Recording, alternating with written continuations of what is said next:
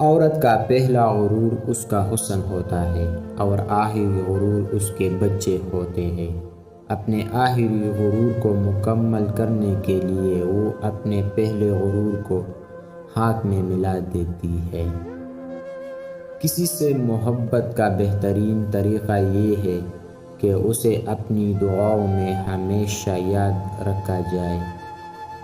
اس شخص میں ہرگز دلچسپی نہ لو جو تم سے دوری اختیار کرتا ہو۔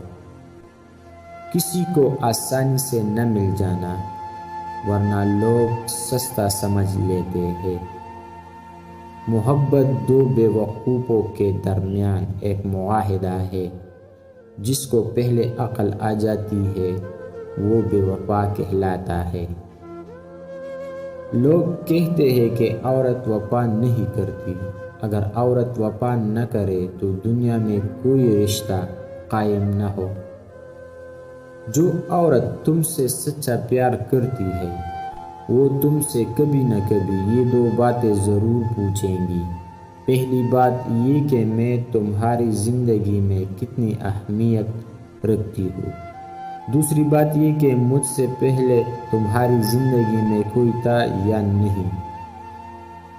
شخص جس دروازے سے اندر آتا ہے، محبت و اعتماد اسی دروازے سے باہر نکل جاتے ہیں۔